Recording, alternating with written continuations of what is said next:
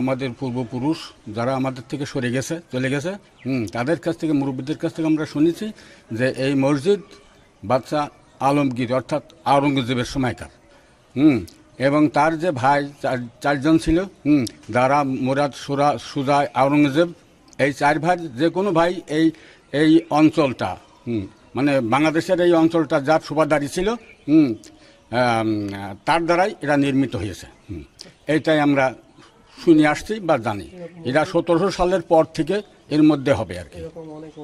এবং বাংলাদেশে এই ধরনের মসজিদ আরও কিছু কিছু আছে, তবে এর ভিতরে কারুকার্য যেরকম আছে এগুলো আমরা মুখে মুখে শুনেছি। এরা মানে মিশরের যে সমস্ত আর্কিটেকচার ছিল সেই সমস্ত আর্কিটেকচারদের দিয়ে এই ভিতরের সমস্ত ফুলটুলগুলো কাটা হয়েছে ইত্যাদি।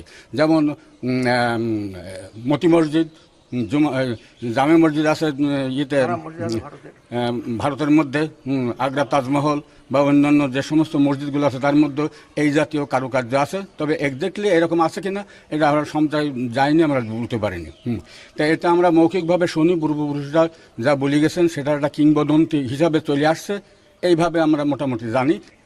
তাছাড়া আমরা সঠিক ইতিহাস আমরা যেহেতু আগে থেকে পাইনি, বা মসজিদে এমন কোনো নেম প্লেটও দেওয়া নেই যে এত সালে এটা তৈরি করা হয়েছে। আমরা যখন ছোটো ছিলাম তখন থেকেও এই কথাটা চলে আসছে যে এই মসজিদ নাকি গায়েবী মসজিদ। তো গায়েবী মসজিদ বলতে এক রাত্রি হয়েছে এরকম ধরনের কথা প্রচলিত আছে। আর বিশেষ করে মেই মহলে এই জিনিসটা খুব ব্যাপকভাবে সাড়া দেয়। হযরত ইব্রাহিম আলাইহিস সালাম কাবাঘর তৈরি করেছেন, তার নিজে হাতে তৈরি করেছেন। বাইতুল মামুরের ছবি যেখানে পড়েছে সেই জায়গাটাকে বাইতুল্লাহ বলা হয়, এবং সেই বাইতুল্লাহকে তৈরি করেছেন ইব্রাহিম আলাইহিস সালাম, এবং তার আগেও তার নিদর্শন ছিল। এইগুলো আমরা ঐতিহাসিকভাবে জানি। কোরআন হাদিস আলোচনা করার পরেও আমরা যে জিনিসটা বুঝি এইটুকু মাত্র। তাছাড়া এই কাবা ঘর এক রাত্রি হয়নি, মসজিদে আকসা এক রাত্রি হয়নি, মসজিদে নববী আল্লাহ নবী তো নিজেই তৈরি করেছেন। তো এইরকম 3টি মসজিদের গুরুত্ব পৃথিবীতে সবচেয়ে বেশি দেওয়া হয়। এই মসজিদ আমরা শুনে আসছি আমাদের 11 পুরুষ চলছে, মানে এখানে বাগদাদ থেকে ইসলাম প্রচার করতে আসে উনি, যে আউলিয়ার মাজার আছে।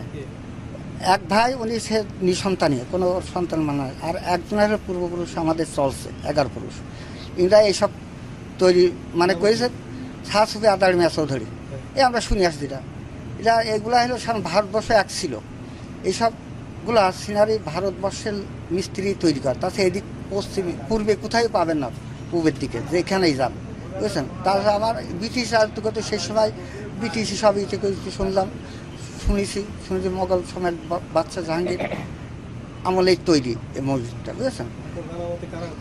তৈরি করেছে আমরা শুনেছি পুরাতন ওই ভারতের মিস্ত্রিরাই তৈরি, ওই আমাদের পূর্বপুরুষরাই তৈরি করেছে এইসব এই মসজিদ, তাই শুনেছি আমি। এই পর্যন্ত আমি জানি। আর আর এর ধরেন যে রক্ষণাবেক্ষণ এরাই সব কিছু করে, এই চৌধুরীরাই এসব দেখাশোনার দায়িত্ব এর। হ্যাঁ, উত্তরসরাই করে। এবং এর জমি জাতি দেওয়া ছিল 10-12 উইকের, এখন সেসব জমি জাতি তারাই ভোগ দখল, তারাই রেকর্ড করে নিয়েছে। এখন এরপর এইখানকার টাকা দিয়েই চলে। তাই এই টাকাটা দেখা যাচ্ছে যে আবল তল হয়ে যে পায় সে জোর পূর্বক হাত কিছু কিছু নিয়ে চলে যেত। তারপরে এইখানে আমরা জায়গা দিই, মসজিদ দিই, কি মাদ্রাসা দিই, মাদ্রাসা জায়গা দিয়ে মাদ্রাসায় কিছু দেখলাম পয়সাটা চলে যায়, যার সকলেই একটু লেখাপড়া শিখতে হয়, সকলেই গা লাগে জিনিসটা। এইভাবে করে এখানকার টাকা দিয়ে মাদ্রাসা চালানো হয়। এই তো দেখেছি, আমাদের কিছু শিক্ষিরা দিত আর মাদ্রাসা চলাইতো, এই দেখেছি আমি, যা দেখি সেইটুকুই জানি। এটা পুরোটাই হচ্ছে এই পুরাতন স্মৃতিগুলো অল বিশ্বে যারা যেগুলো আছে সেগুলো হচ্ছে আর্কোলজি ডিপার্টমেন্টের লিডিং করে। আমাদের মসজিদটাও ঠিক সেরকমই। আর্কোলজি ডিপার্টমেন্টের লোক আগে ছিল, আপনার প্রায় 10 বছর আগে এখানে তত্ত্বাবধায়ক হিসাবে কাজ করতো, দেখাশোনা করতো। কিন্তু এই মসজিদের যে আয় ব্যয় হয় প্রতি সপ্তাহে, এটা হচ্ছে স্থানীয় যে কমিটি, ম্যানেজিং কমিটি, তার দ্বারা এটা পরিচালিত হতো দীর্ঘদিন বিভিন্ন কায়দায় বিভিন্নভাবে। বর্তমানে হচ্ছে আপনার ডিসি সাহেব এটা নিয়ন্ত্রণ করছে, এবং এর সভাপতি হচ্ছে টিওনো সাহেব। এবং এখানকার আয়কৃত অর্থ দিয়ে আপনার হচ্ছে যাতে দাখিল মাদ্রাসা পরিচালিত হয়। বর্তমানে 2 বছর আপনার হচ্ছে জুন মাস থেকে, বিগত বছরের জুন মাস থেকে এই পর্যন্ত এখনও বেতন পাওয়া যায়নি। 1664 সালে সম্রাট আওরঙ্গজেব বাদশার সময় এই হয়। এটা সঠিক না, এটা আমরা অনুমান করে বলতে পারি। এই তাছাড়া এমন কোনো সঠিক তথ্য আমাদের কাছে জানা নেই। আবার মসজিদের পাশে যে মাজার আছে, এই মাজার আজহার মিয়া চৌধুরীর মাজার। এই অনেকে বলে যে মাজার যার তারা এই মসজিদ মানে তৈরি করেছে, এবং অনেকে বলে সে কথা। প্রকৃত মাজারে যিনি শুয়ে আছেন তাও কিন্তু কেউ বলতে পারে না যে কার মাজার, এও বলতে পারে না কেউ, কিন্তু ধারণা করে যে আদানি বা চৌধুরীর মাজার। এরা পূর্বপুরুষ অনুকর্মে চৌধুরীরা ওই মাজারে তত্ত্বাবধান করে। হ্যাঁ, প্রতি শুক্রবারে আশপাশ বহু এলাকা থেকে এখানে মান্যত, ভাত, মাংস, ছাগল, মোরগ ইত্যাদি অনেকে আসে এখানে।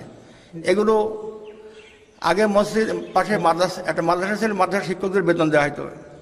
ইদানিং প্রায় 2 বছর মাদ্রাসার বেতন বন্ধ রাখা হয়, আবার সেই পরিকল্পনা আবার নেওয়া হচ্ছে, অতি শীঘ্র আমরা মাদ্রাসার বেতন আবার ফের দেওয়া হবে। তারা ধারণা করে যে মসজিদ মানত করে রোগ সারিয়ে যাবে, সেই ধারণা করে, সেই জন্যে। আসলে মানুষ ধারণা করে কি মসজিদ গাইবে মসজিদ, আসলে এটা গাইবে মসজিদ না। হ্যাঁ, সেই কারণে মানত করে, কিন্তু আসলে এটা গাইবে মসজিদ না, এটা মানুষের তৈরি। অন্যান্য মসজিদে যে ফজিলত মর্তবা এর তাই। বিশ্বের মাত্র 3টি মসজিদ আছে, তার ফজিলত অনেক বেশি। একটা কাবা শরীফ, একটা মসজিদে নববী, একটা হচ্ছে বাইতুল মুকাদ্দাস। তাছাড়া সমস্ত মসজিদের মর্যাদার সম্মান একই। তবে এখানে অনেক পুরাতন মসজিদ বা ভিতরে মানে নকশা খচিত আছে, কারুকার্য খচিত নকশা আছে, সে নকশা আজকাল কোনো মসজিদে পাওয়া যায় না। এই কারণে অনেকে আসে, দেখার জন্য আসে।